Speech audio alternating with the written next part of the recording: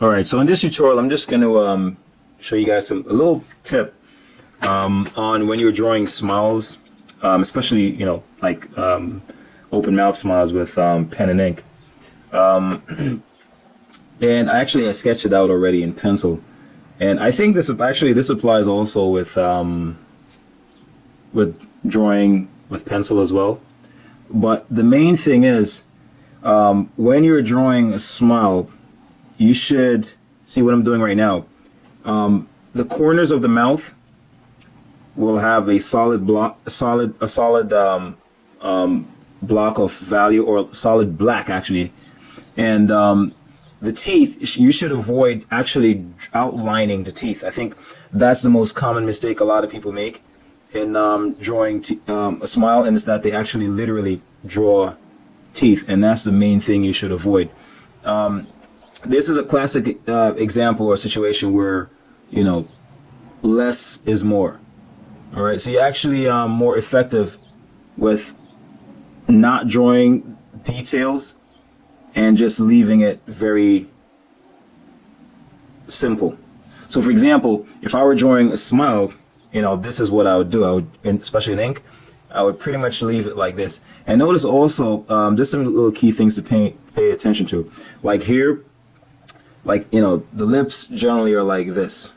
Okay, so when you smile, you actually are stretching the lips out. So this groove should be like that. See, so it goes from being more convex to being a lot less convex, like that. All right, and also the corners of the mouth should be, pretty dark. And even if the mouth is open, in this case the mouth is closed, but even if the mouth is open, you would not have the teeth being completely outlined. They should only just be suggested. So for example, I would just add a little shadow to the side, and that's about it. That's all the information you need. You can actually here where the gum line is, you can actually shade that in. You could also do that. But notice I'm not doing anything like this, which I see a lot of people do, and it's like the most common mistake when you're drawing smiling lips, or when you're drawing teeth. You never actually do like this, even though that's what you're seeing. See, the thing is, it doesn't look good on paper. And that's because we're paying attention to the details. The only time you can get away with actually outlining the teeth is if you're going to make the value of the outline of the teeth be a lot stronger or bolder than the value you're using to outline the teeth.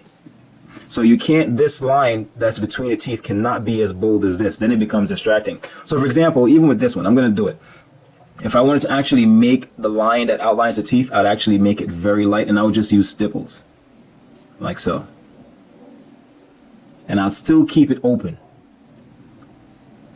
See, and that would be it. And even doing that kind of like destroys the smile in a sense. See, so it's best to leave it, even with one like this is more like a 3/4 view. All you really need is just a little dark shape, see, like that. And notice the smile is already popping out, all right? And that's, the gum line. I can do a little shadow as it goes towards that little dark shape. And that's it. You really don't need more than that. See, and that's pretty much it. It's pretty much all you need to make the smile really effective. Yeah, but never, well, I won't say never, but it's best to avoid actually drawing the, and even if say for example, the mouth were open, or like say it's this is a smile, but I can make it actually like the mouth is open, like so, like the person's laughing. Then you'd actually shade this part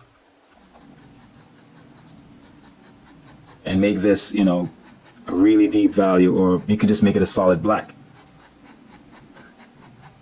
But notice I'm just doing like this.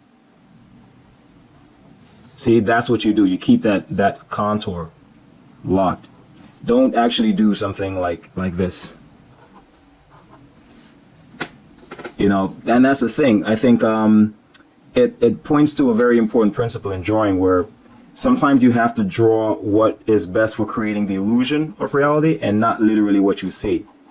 Okay, because you got to remember sometimes not everything that you see you have to draw. It's not necessary, and it's sometimes it can go against creating the illusion to draw things literally as you see it. Sometimes it's just best to just leave it open so the imagination fills in the rest. So, for example, by looking at this, you know, the mind, anyone looking at this will know that the tooth are not really just one solid thing like that. They know that it's actually, you know, separated. But you don't have to say that. You know, the person looking at it will actually fill it in. All right, and that's pretty much enough to suggest it, just like that.